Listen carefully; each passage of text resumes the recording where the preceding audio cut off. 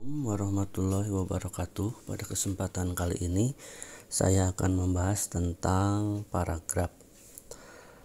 Oke, apa itu paragraf?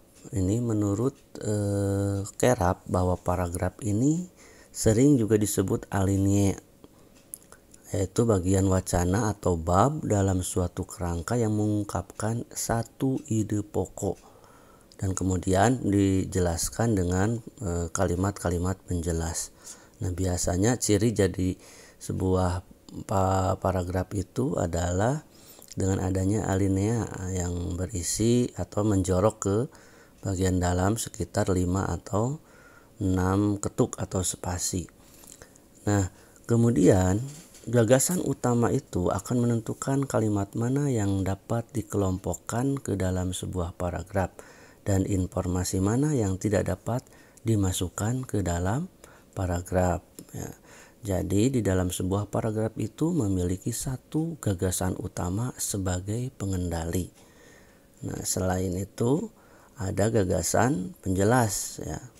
Selain ada gagasan utama, ada juga terdiri dari beberapa kalimat pengembang atau pendukung yang berfungsi untuk memperluas keterangan atau memperjelas menerangkan kalimat topik. Nah, bagaimana kalau misalnya ada dalam satu paragraf hanya ada satu kalimat? Nah, bisa dikatakan bahwa kalimat tersebut tidak ditata dengan baik. Oke, selanjutnya bahwa di dalam sebuah paragraf itu ada yang disebut dengan ide pokok dan juga ada yang disebut dengan kalimat utama. Nah, ide pokok dan kalimat utama itu memang berbeda ya. Kalau yang namanya ide pokok ya berarti hanya sebatas ide ya, hanya idenya jadi merupakan gagasan utama. Sementara kalau kalimat topik atau kalimat utama merupakan kalimat yang dijelaskan oleh kalimat penjelas ya. Jadi dengan kata lain bahwa kalimat utama atau topik menyatakan gagasan utama dalam sebuah paragraf, tetapi tidak semua gagasan utama perlu dituangkan dalam kalimat topik. Misalnya seperti ini, ayah kemarin pergi ke Jakarta. Nah, itu adalah kalimat utamanya ya. Kemudian dijelaskan bahwa ayah itu misalnya ke Jakarta memakai mobil, misalnya kemudian membawa peralatan perkantoran. Nah, itu dijelaskan dengan kalimat penjelas. Nah, kalimat utamanya adalah ayah kemarin pergi ke Jakarta. Nah, ide pokoknya adalah misalnya pergi ke Jakarta seperti itu. Jadi ide pokoknya itu adalah yang menjadi idenya. Sementara kalimat utama yaitu adalah kalimat yang dijelaskan oleh kalimat pendukung. Kalimat utama itu biasanya tersurat di dalam sebuah paragraf. Kemudian letak kalimat topik dalam paragraf. Nah, dalam sebuah paragraf kalimat topik ada yang terletak di awal, di tengah ataupun di akhir ya. Jadi kalimat utama itu bisa di awal paragraf, bisa di tengah ataupun bisa di akhir. Nah, bahkan ada juga yang di awal dan di akhir misalnya ya, seperti itu. Kemudian kalimat topik di awal. Nah, kalimat topik di awal itu biasanya adalah ini yang paling sering ada ya. Karena apa? Karena ini ada dua keuntungan biasanya bagi penulis dan juga bagi pembaca. Kalau bagi penulis, nah kalimat utama atau kalimat topik yang terletak di awal paragraf berfungsi sebagai pengontrol atau pengendali untuk mengetahui apakah kalimat-kalimat yang ditulis itu masih berkaitan atau tidak ya. Misalnya kalau kita menulis tentang Pulau Sumatera, maka kalimat penjelasnya itu harus terus menjelaskan tentang Pulau Sumatera. Jadi ini menjadi pengontrol.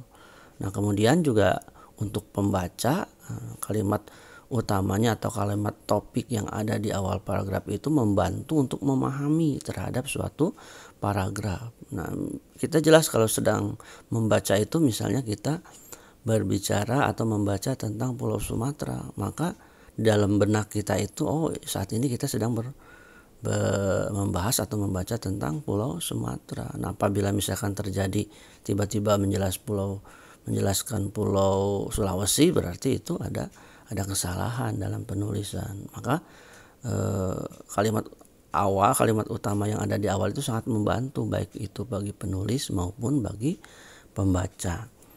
Kemudian bahwa dalam posisi kalimat yang berada di awal paragraf ini, kalimat yang menyatakan gagasan utama itu nyatakan lebih dahulu. Kemudian kalimat itu diuraikan dengan kalimat-kalimat penjelas. Contohnya seperti itu ya, seperti yang ada di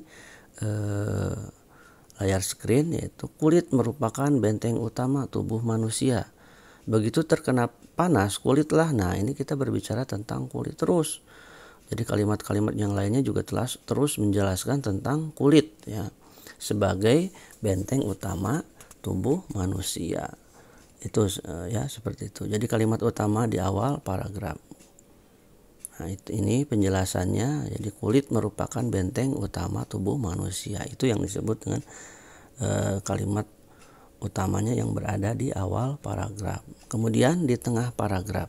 Ini jadi bisa di awal, bisa di tengah, juga bisa di akhir.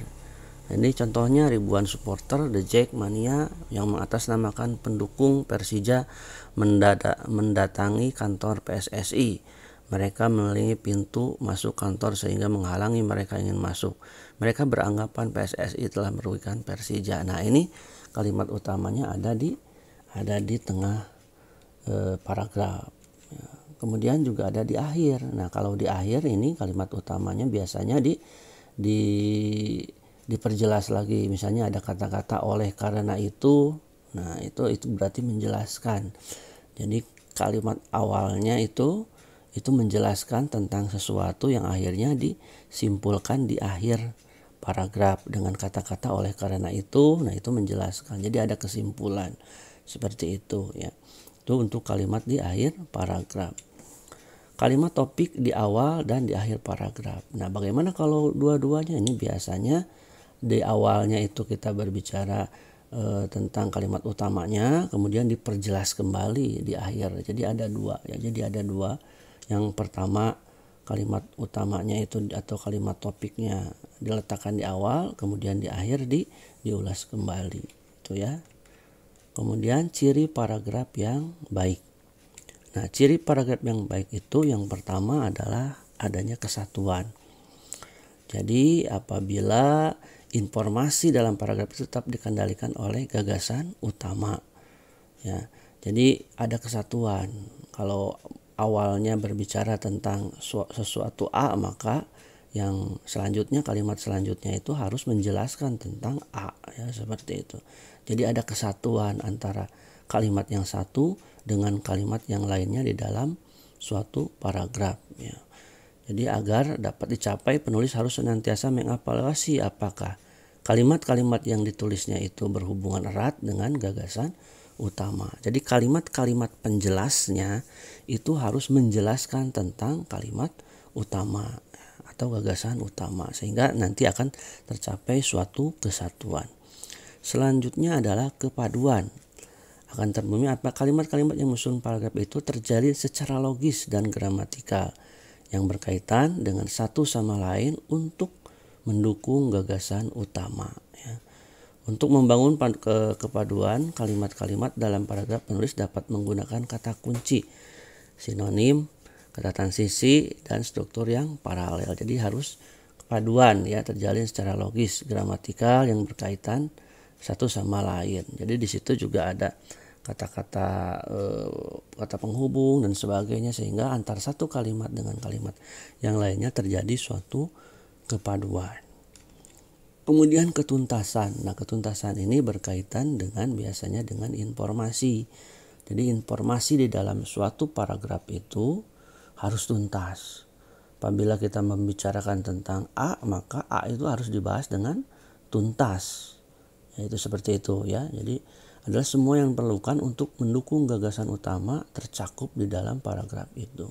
Kalau gagasan utamanya misalnya berkaitan dengan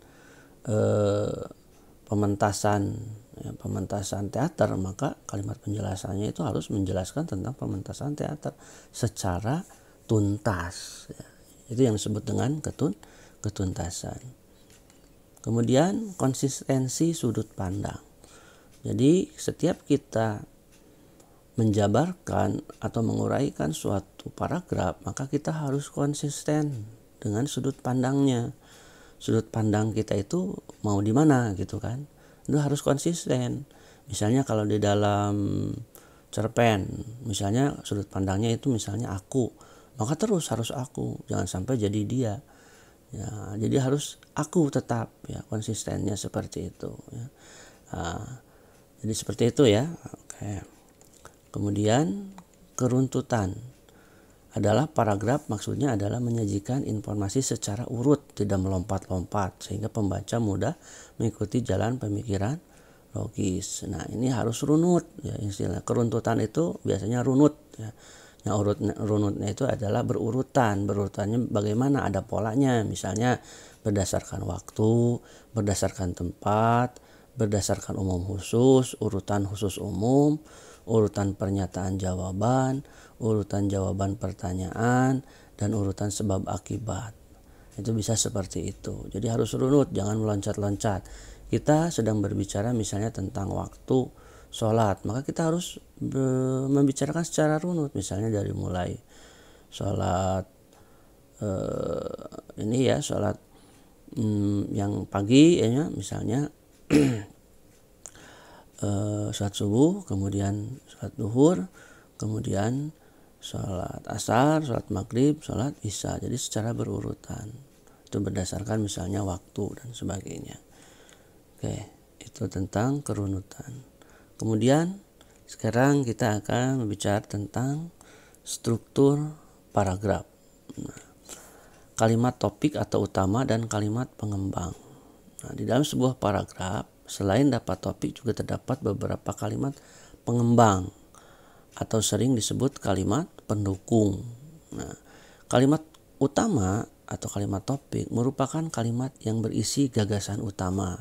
Sedangkan kalimat pengembang merupakan kalimat yang mendukung atau menjelaskan atau mengembangkan kalimat topik. Ya. Kemudian hubungan kalimat topik dengan kalimat pengembang mempunyai tingkat kekerabatan yang berbeda-beda.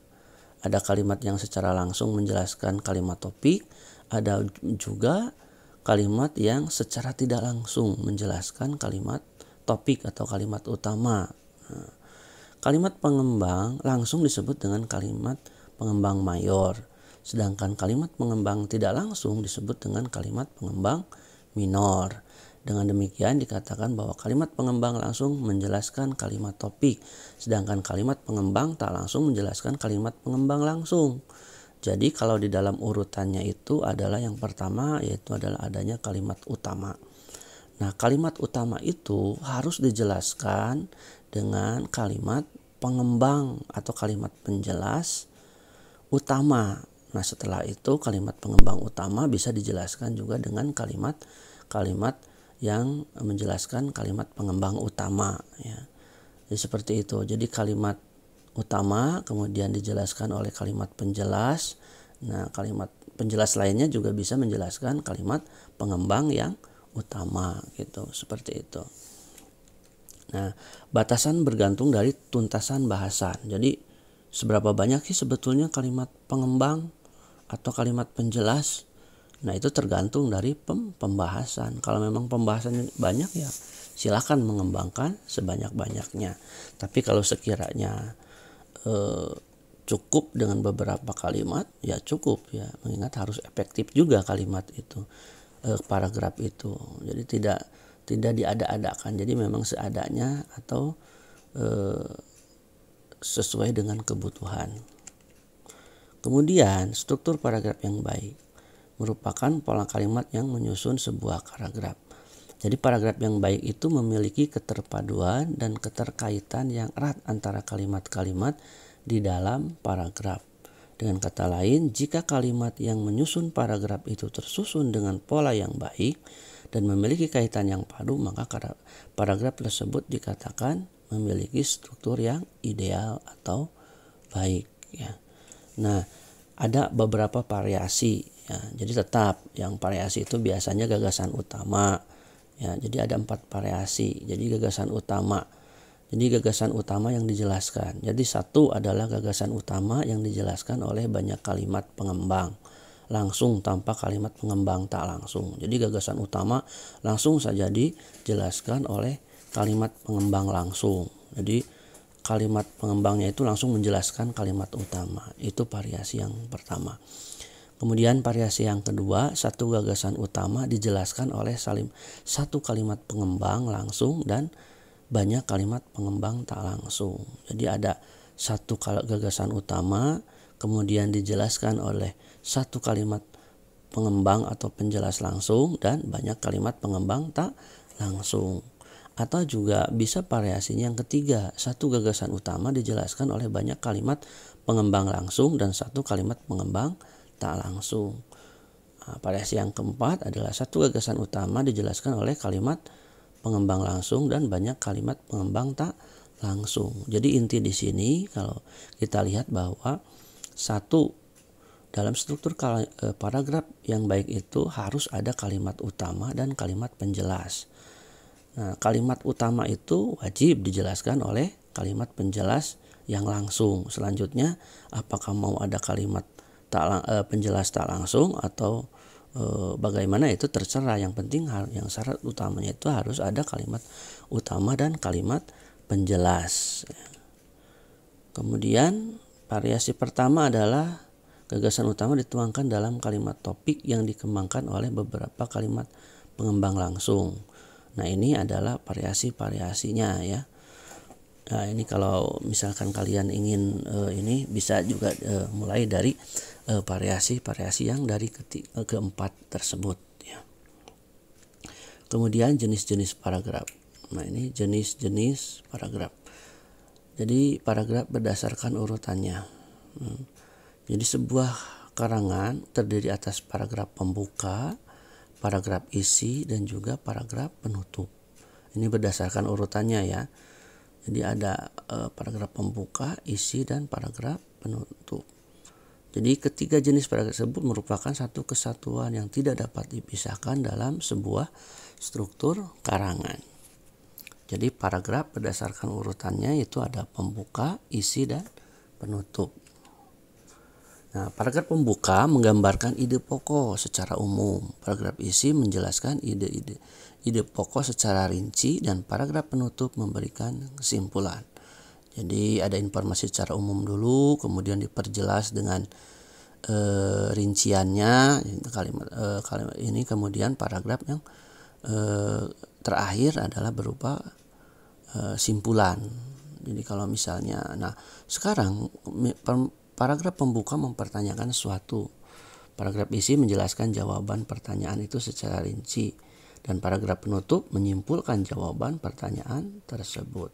Jadi kalau misalnya ada 3 paragraf, berarti paragraf pertama itu biasanya ini ya. Jadi ya paragraf pembuka.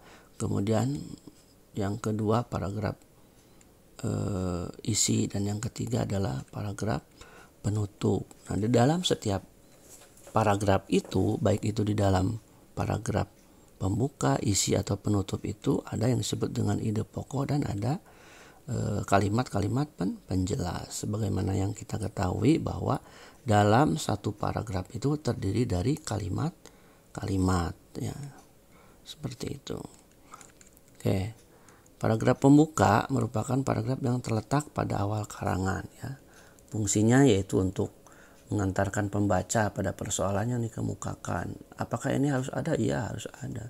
Karena ini sebagai penjembatan kepada paragraf inti atau paragraf isi. Ya. Jadi paragraf pembuka itu hendaknya menjadi penghubung antara pikiran pembaca dengan topik karangan yang akan disampaikan selanjutnya. Lalu berapa jumlah sih paragraf dalam paragraf pembuka? Yaitu tergantung juga ya, tergantung dari pembahasan yang akan kita bahas. Jadi jumlahnya itu ya disesuaikan saja sesuai dengan keperluan. Nah, ini contohnya pembuka. Semua itu terlihat dalam sebuah pesta kesenian rakyat yang telah berlangsung 4 tahun berakhir di Malang. Festival itu bernama Festival Lima Gunung. Nah, itu ya, jadi ada pembukaan dulu yang sebelum menjelaskan tentang Festival Lima Gunung. Sehingga nanti paragraf ini akan dijelaskan dalam paragraf isi. Nah, ya, ini penjelasannya menggabungkan topik pembicaraan tentang pesta kesenian rakyat. Kemudian paragraf pembuka tersebut dipaparkan dengan memperkenalkan nama pesta kesenian rakyat. Jadi mengantarkan pembaca pada asal kesenian yang ikut dalam festival tersebut. Kemudian paragraf isi yaitu terletak antara paragraf pembuka dan paragraf penutup. Nah, ini untuk mengembangkan atau menerangkan pokok-pokok persoalan yang telah dicantumkan. Jadi kalau kita berbicara tentang Pantai Pangandaran, jadi misalnya nanti di awalnya itu diperkenalkan dulu apa sih sebetulnya Pantai Pangandaran. Nah, selanjutnya di paragraf isi akan dijelaskan apa dan bagaimana tentang Pangandaran secara lebih mendetail itu di paragraf isi. Jadi pengembangan itu dapat dilakukan dengan cara menganalisis permasalahan yang dikemukakan dan dapat pula dengan memberikan bukti-bukti. Jadi semua bukti-bukti ada di dalam paragraf isi. Ya, sama jumlahnya juga tergantung dari ketuntasan pokok pikiran. Jadi harus sampai tuntas. Misalnya kalau membahas tentang Pantai Pangandaran, maka di situ nanti di paragraf isinya itu kita harus memaparkan mulai dari keindahan pantainya, bagaimana kemudian cara hidup orang-orang pantai di sana, kemudian bagaimana dari segi tatanan kotanya dan sebagainya. Itu banyak ya. Jadi tergantung dari ketuntasan pokok apa yang akan kita tuntaskan. Ya. Nah, seperti itu. Ya. Jadi paragraf isi baik harus ditulis secara runut dan kronologis agar mudah dipahami. Tetap dalam satu paragraf itu ada polanya. Ya, apa yang kalau misalnya kita berbicara tentang keindahan, berarti misalnya keindahan dari bibir pantai, kemudian ke tengah terus sampai ini. Atau misalnya kita membahas tentang polanya itu misalnya tentang kehidupan di bawah lautnya, ya, dari mulai pantai bagian atas kemudian di tengah sampai ke bawah laut. Nah, seperti itu ada polanya secara kronologis agar mudah dipahami. Nah, ini contohnya ya. Ini contohnya. Nah, jadi kemudian antara kedua paragraf kita memperlihat keterpaduan dan keterkaitan yang erat. Hal itu ditandai dengan penggunaan padahal pada awal paragraf isi kedua. Jadi di dalam sebuah paragraf isi itu terdiri dari berbagai macam paragraf. Nah, antar paragraf isi itu harus saling berkaitan. Nah, misalnya isi paragraf itu ada 3 misalnya ya, membicarakan tentang Pantai Pangandaran. Nah, paragraf isi yang pertama misalnya menjelaskan tentang keindahan di bibir pantainya. Kemudian paragraf yang kedua menjelaskan bagaimana keindahan di pulau-pulau sekitar misalnya. Kemudian yang terakhir misalnya di paragraf isi menjelaskan tentang keindahan pantai di tengah samudra misalnya dan sebagainya. Ini hanya misal ya. Nah, sehingga di dalam paragraf isi itu tetap memiliki ini pola ya, yaitu tentang keindahan pantai ya. Dari bibir pantai sampai ke tengah pantai itu ininya ya, polanya seperti itu. Paragraf penutup berfungsi untuk mengakhiri atau menutup sebuah karangan atau karya tulis. Jadi berisi penekanan pokok-pokok pikiran ya yang harus diingat kembali oleh pembaca. Biasanya berupa kesimpulan ya atau saran terakhir ya, atau harapan, acuan atau ajakan. Itu biasanya di akhir menutup.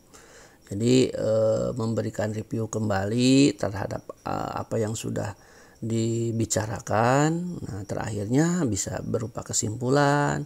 Kesimpulannya itu bisa memberikan saran, bisa harapan, acuan, dan ajakan ya. Jadi seperti itu ya, berisi simpulan ataupun rangkuman ya. Nah, ini harus penting karena tampak para itu membaca mungkin mengalami kesulitan memahami apakah karya tulis atau karangan itu sudah berakhir atau belum. Jadi paragraf penutup itu hukumnya wajib, harus ya, supaya ini untuk memberikan penjelasan kembali ya, supaya pembaca itu betul-betul paham ya. Jadi disimpulkan. Nah, ini contohnya juga ya, seperti ini ya. Bisa kalian baca, bisa kalian pahami. Kemudian paragraf berdasarkan pola penalarannya. Ada paragraf deduktif dan ada juga paragraf induktif. Jadi paragraf deduktif itu tadi sudah dijelaskan bahwa paragraf yang letak kalimat utamanya ada di awal. Sementara kalimat induktif adalah kalimat yang paragraf yang kalimat utamanya ada di akhir paragraf ya. Jadi kita menjelaskan terlebih dahulu kemudian nanti disimpulkan di akhir paragraf, itu yang disebut dengan paragraf induktif. Nah, saya kira ini sudah dibahas di SMA dan sebagainya ya, SMA, SMP, SD juga sudah ada ya. Ini contohnya ya. Nah, kalau campuran ya seperti tadi ya, ada pengulangan atau ada dua kalimat utamanya, yaitu di awal dan di akhir ya. Ini contohnya. Kemudian paragraf berdasarkan bentuk wacana. Nah, ini ada paragraf eksposisi ya. Jadi eksposisi itu adalah paragraf yang menyatakan tujuan atau menginformasikan, menerangkan dan menguraikan suatu gagasan. Jadi paragraf eksposisi itu harus jelas, singkat dan akurat. Jadi paragraf eksposisi itu biasanya menjawab pertanyaan tentang apa, mengapa, kapan dan bagaimana. Jadi ini paragraf eksposisi ini bertujuan untuk memberikan informasi atau menguraikan suatu gagasan. Bisa juga disebut dengan paragraf eksposisi ini adalah paragraf paparan. Jadi menjelaskan misalnya tentang pulau tadi ya, dijelaskan pulaunya itu secara jelas-jelasnya, itu disebut dengan paragraf eksposisi ya. Jadi paragraf eksposisi ini sering juga disebut dengan paragraf paparan. Nah, misalnya contohnya ide membuat Nickelodeon Kids dimulai dari penelitian terhadap anak-anak. Hasil penelitian membuktikan bahwa anak-anak ingin melakukan suatu terhadap dunia dan pendapat mereka didengar. Nah, karena itulah tahun 1900 Nickelodeon membuat balon. Balon adalah jejak pendapat. Nah, seperti itu ya.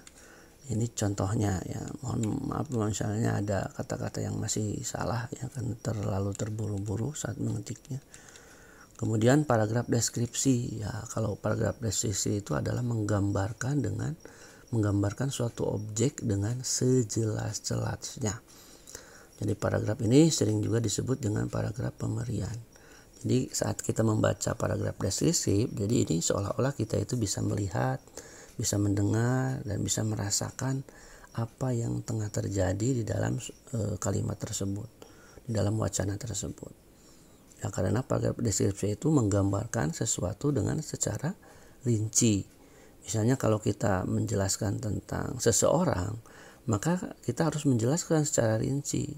Jadi apa yang kita lihat misalnya dari penampilannya seperti apa, bentuk mukanya seperti apa, bagian kepalanya seperti apa, bagian badannya seperti apa, kakinya seperti apa, itu dijelaskan secara rinci. Jadi seolah-olah kita itu akan serasa melihat. Begitupun misalnya dengan pendengaran, itu akan terlihat secara jelas seolah-olah kita mendengar. Misalnya demburan ombak di laut dan sebagainya. Itu seolah-olah kita merasakan kicauan burung dan sebagainya. Itu yang disebut dengan paragraf deskripsi. Kemudian paragraf argumentasi. Nah, bertujuan untuk meyakinkan atau mempengaruhi pembaca agar menerima pendapat penulis ya. Jadi berargumen, berpendapat, kemudian nanti orang lain berharap untuk mengikuti ya.